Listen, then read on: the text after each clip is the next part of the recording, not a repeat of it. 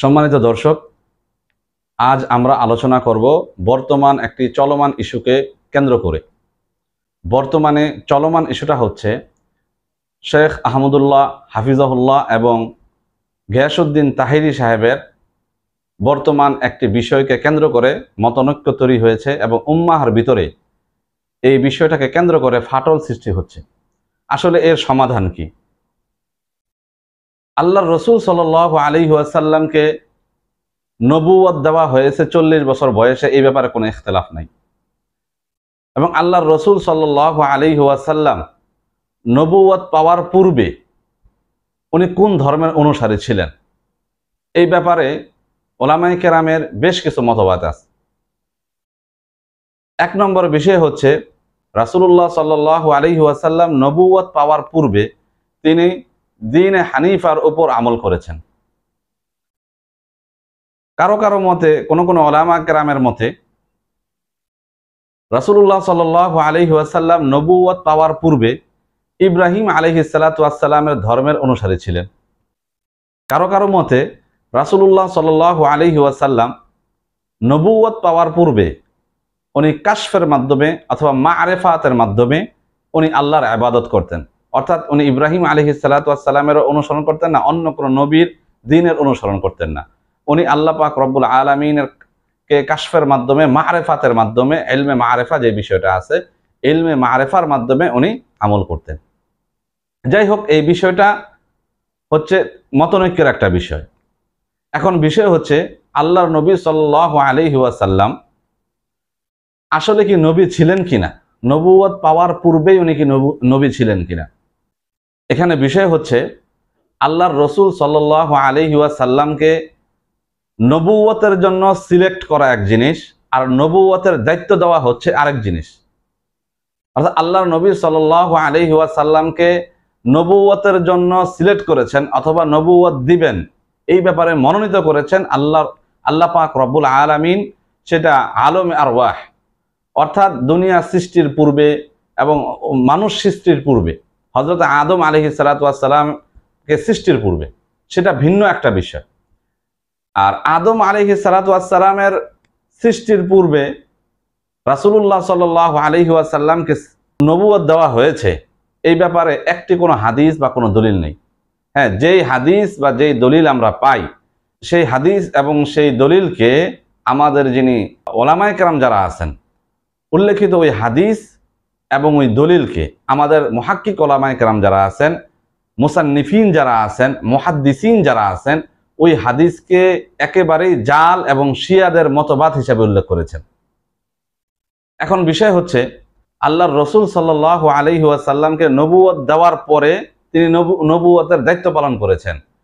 যেমন ধরেন, কোনো ব্যক্তিকে দেশের জন্য, কোনো এক দেশের জন্য প্রধানমন্ত্রী বানানো হবে, অর্থাৎ আগামী 20 বছর পর, আগামী 10 বছর পরে তাকে সিলেক্ট করা হয়েছে যে তাকে প্রধানমন্ত্রী বানানো হবে, কিন্তু তাকে প্রধানমন্ত্রীর পাওয়ার দেওয়া হয় নাই, অর্থাৎ প্রধানমন্ত্রীর কার্যক্রম তাকে বুঝিয়ে দেওয়া হয় নাই। ঠিক আল্লাহর হাবিব সাল্লাল্লাহু আলাইহি ওয়াসাল্লামকে নবুয়তের জন্য সিলেক্ট করা হয়েছে, কিন্তু আল্লাহর হাবিব সাল্লাল্লাহু আলাইহি ওয়াসাল্লামকে নবুয়ত দেওয়া হয়নি। নবুয়ত পাওয়ার আগ পর্যন্ত আল্লাহর হাবিব সাল্লাল্লাহু আলাইহি ওয়াসাল্লাম তিনি নিজেকে নবী হিসাবেও দাবি করেন নাই। হ্যাঁ, একটা হাদিস আমরা পাই, সেটা হচ্ছে এক সাহাবী আল্লাহ রসুল সাল্লাল্লাহু আলাইহি ওয়াসাল্লামকে জিজ্ঞাসা করেছেন যে, ইয়া রাসূলুল্লাহ মাতা কুনতা নাবিয়ান, যে আপনি কখন নবী হয়েছেন? তো আল্লাহ রসুল জবাবে বলেছেন যে হযরত আদম আলাইহিস সালাতু ওয়াস সালামের সৃষ্টির পূর্বেই আমি নবী ছিলাম। এই যে হাদিসটা, এই হাদিসটার ব্যাপারে সমস্ত মুহাদ্দিসিনে কেরাম বলেছেন যে এই হাদিসটা একটা জাল হাদিস, একটা মওযু হাদিস, অর্থাৎ এটা শিয়াদের বানানো হাদিস। যাই হোক, তো আল্লাহর রসুল সাল্লাল্লাহু আলাইহি ওয়াসাল্লাম নবুয়ত পাওয়ার পূর্বে উনি নবী ছিলেন না, অর্থাৎ নবুয়ত যেহেতু পান নাই, সেই হিসাবে উনি নবী ছিলেন না, কিন্তু আল্লাহর কাছে সিলেক্টেড, অর্থাৎ আল্লাহর কাছে মনোনীত ছিলেন যে উনি নবী হবেন। এখন বিষয় হচ্ছে যে শেখ আহমদুল্লাহ হাফিজাহুল্লাহ উনি একটা প্রশ্নের উত্তর দিতে গিয়েছেন। সেটা হচ্ছে যে ওনাকে প্রশ্ন করা হয়েছে যে আল্লাহর রসুল সাল্লাল্লাহু আলাইহি ওয়াসাল্লাম কত বছর বয়সে নবুয়ত পেয়েছেন এবং উনি কোন ধর্মের অনুসারী ছিলেন, এমন একটা প্রশ্ন শেখ আহমদুল্লাহ হাফিজাহুল্লাহকে একজন করেছেন। উনি ওইটার উত্তর দিতে গিয়েছেন এবং উনি এই কথাগুলো বলেছেন। এবং উনি বলেছেন যে আল্লাহর হাবিব সাল্লাল্লাহু আলাইহি ওয়াসাল্লাম 40 বছরের আগে উনি নবী ছিলেন না। এখন সম্মানিত দর্শক, আপনারা এই বিষয়টাকে একেবারে ঠান্ডা মাথায় আপনারা চিন্তা করবেন যে একজন ব্যক্তিকে সিলেক্ট করা এক জিনিস, আরেকটা হচ্ছে তাকে দায়িত্ব দেওয়া আরেক জিনিস।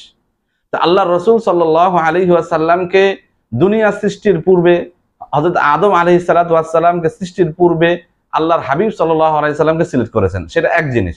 আরেকটা হচ্ছে আল্লাহর রসুল সাল্লাল্লাহু আলাইহি ওয়াসাল্লামকে নবুয়ত দেওয়া হয়েছে, আরেক জিনিস। তো যাই হোক, এখন এই বিষয়টাকে কেন্দ্র করে আমাদের সমাজের কিছু সুন্নি ভাইয়েরা বেশ এটাকে নিয়ে একেবারেই আপনার আদালত পর্যন্ত চলে যাচ্ছে। আসলে এতে কি শেখ আহমদুল্লাহ হাফিজুল্লাহর ঈমান চলে গেছে এই কথার দ্বারা? বা এই আকীদা যদি কেউ লালন করে তাহলে কি তার ঈমান চলে যাবে? আসল বাস্তবতা দেখেন, এই যে বিষয়টা, এটা আসলে কোনো বিষয় না। এইটাকে কেন্দ্র করে উম্মার ভিতরে ফাটল সৃষ্টি করা, এটা কোনো বুদ্ধিমান কোনো আলেমের কাজ না। অর্থাৎ এটা এমন কোনো বিষয়ই না যে আকীদার সাথে বিষয়, এটা যদি কেউ বিশ্বাস করে তাহলে তার ঈমান চলে যাবে, এমন কোনো বিষয় এটা না। অর্থাৎ আমাদের আলেমদের উচিত হচ্ছে উম্মাহকে নিয়ে একত্রে একসাথে চলা। এখন সামান্য সামান্য বিষয়কে কেন্দ্র করে যদি আমরা আদালত পর্যন্ত গড়াই এবং আমরা যদি এটাকে কেন্দ্র করে নাস্তিক পাড়ায় এটাকে সহযোগিতা করে দেই, আমাদের এর চেয়ে বড় হতভাগা আর দুনিয়াতে কেউ নেই। যাই হোক, আমাদের দাবি থাকবে, গিয়াসউদ্দিন তাহেরি সাহেবের কাছে আমাদের দাবি থাকবে যে আপনারা এই বিষয়টাকে থামেন, এই বিষয়টাকে আর বাড়ানো যাবে না, কারণ উম্মাহ বিভ্রান্তের মধ্যে আছেন। এরপরে বিষয় হচ্ছে, দেখেন, আমাদের ধারণা হচ্ছে যে গিয়াসউদ্দিন তাহেরি সাহেব উনি হয়তো বা জানেন না এই বিষয়টা, ওনার এই বিষয় সম্পর্কে কোনো এলেম নাই, না জেনেই উনি কথা বলতেছেন।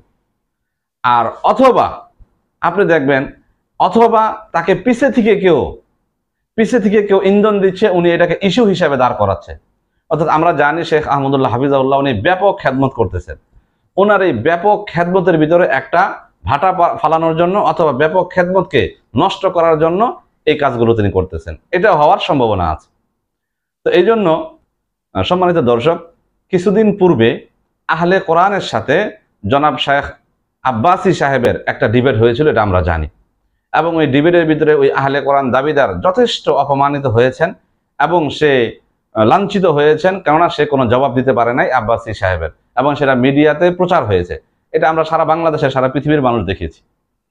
তো পরের কিছুদিন পরেই ঠিক ওই যে আহলে কোরআন দাবিদার যিনি, ওই ব্যক্তিকে কেন্দ্র করে একটা টকশোর আয়োজন করেছে নাস্তিকরা। অর্থাৎ নাস্তিক পাড়া থেকে ওই আহলে কোরআনের পক্ষে নাস্তিক পাড়ারা পুরা একসাথে দাঁড়িয়ে গেছে। অর্থাৎ যে কোনো বিষয়কে কেন্দ্র হইলে যদি সে আমাদের ভাইও হয় কিন্তু আমার পক্ষে দাঁড়াইছে, আর দেখতেছে কে দুর্বল, তার পক্ষে নাস্তিকরা, ইহুদিরা তার পক্ষে দাঁড়িয়ে যাচ্ছে। ঠিক এই ডিবেট, এই বিষয়টাকে কেন্দ্র করেও নিজুম মজুমদারের মতো নাস্তিকরাও আপনার গিয়াসউদ্দিন তাহেরির পক্ষ নিচ্ছে।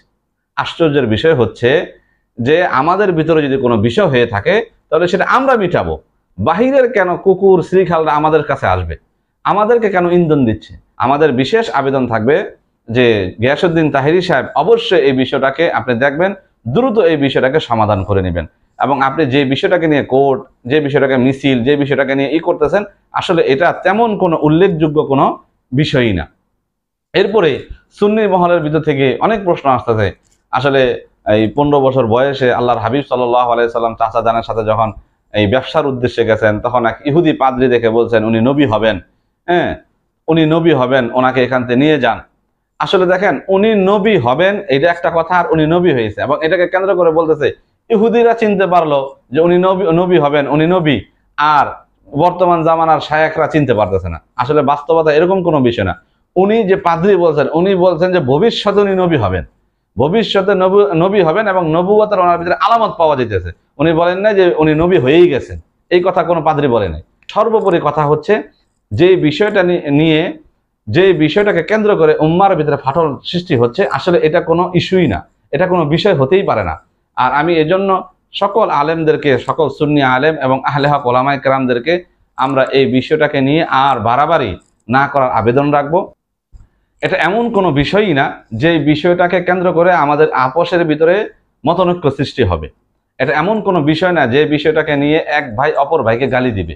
অর্থাৎ দুনিয়াতে আরো অনেক বিষয় রয়ে গেছে, দেখেন আজকে আমরা ভাইরা ভাইরা ফাটাফাটি করার কারণে, ছোট ছোট বিষয়কে সামনে আনার কারণে আজকে নাস্তিকরা আমাদের অন্য আরেক ভাইয়ের পক্ষ নিচ্ছে।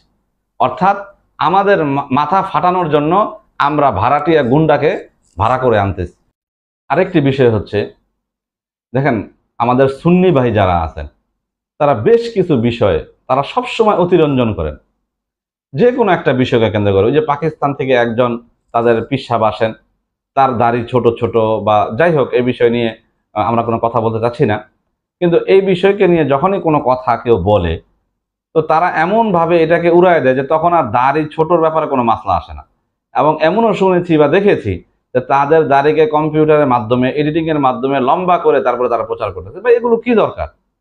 এরপরে দেখেন তাদের বাড়াবাড়িগুলো, যে গ্যাসউদ্দিন তাহেরি সাহেব এই কথাগুলো বলেছেন যে আল্লাহর দন নবীকে দিয়ে, নবীর দন খাজাকে দিয়ে, খাজা আজমিরে শুয়ে আছে। এই যে কথাটা, এটা সম্পূর্ণ শিরিকি একটা কথা। এই সম্পূর্ণ একটা শিরিকি কথা যে খাজাকে দিয়ে, এই যে বাড়াবাড়ি, তাদের সমস্ত বিষয়ে তাদের বাড়াবাড়ি, অর্থাৎ সবকিছু বিষয়ে তাদের অতিরঞ্জন থাকবেই।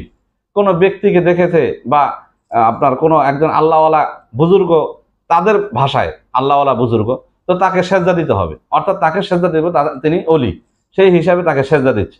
আচ্ছা, কোনো এক বুজুর্গর কবর দেখছে বা কোনো এক বুজুর্গর মাজার দেখছে, বাস এখানে অতিরঞ্জন, অর্থাৎ তাদেরকে সেজদা দিতে হবে।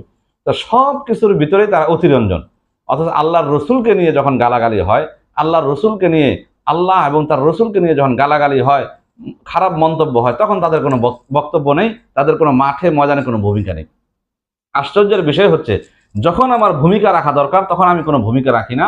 এই সুন্নি ভাইরা যখন ভূমিকা রাখার দরকার তখন ভূমিকা রাখে না, কিন্তু যখন ভূমিকা রাখার কোনো প্রয়োজনই নেই, যেটা কোনো ইস্যুই না, ওই ইস্যুটাকে কেন্দ্র করে পুরা দেশের ভিতরে একটা বিভ্রান্ত সৃষ্টি করে। এই জন্য আমার অনুরোধ থাকবে সুন্নি ভাইদের প্রতি, অর্থাৎ যারা আপনার সুন্নি দাবিদার, আসলে আহলে সুন্নাহ ওয়াল জামাতের এর আকীদা না, এই বিষয়গুলো আহলে সুন্নাত ওয়াল জামাত কখনো করে না। কিন্তু আপনারা যারা সুন্নি দাবিদার, তাদের কাছে অনুরোধ থাকবে আপনারা সকল বিষয় নাক গলাবেন না এবং সকল বিষয় না জেনে না বুঝে কথা বলবেন না। যদি কখনো কোনো কিছু জানতে হয়, অবশ্যই আপনাদের মাঝেও কিছু হয়তো মুহাক্কিক আলেম থাকতে পারে, আপনারা তাদের কাছে জিজ্ঞাসা করবেন, বিষয়টাকে হল করে এরপরে কথা বলবেন। অন্যথায় এই যে একটা পুরো দেশের ভিতরে ওলামায়ে কেরামের ভিতরে একটা মতানৈক্য এখন সাধারণ মানুষের দেখা দিচ্ছে, এই ফাসাদ থেকে আমরা কখনোই রক্ষা পাবো না। আল্লাহ তাআলা আমাদেরকে সঠিকটা বুঝার তৌফিক দান করেন। আমিন ওয়া আখিরু দাওয়ানা আলহামদুলিল্লাহি রাব্বিল আলামিন।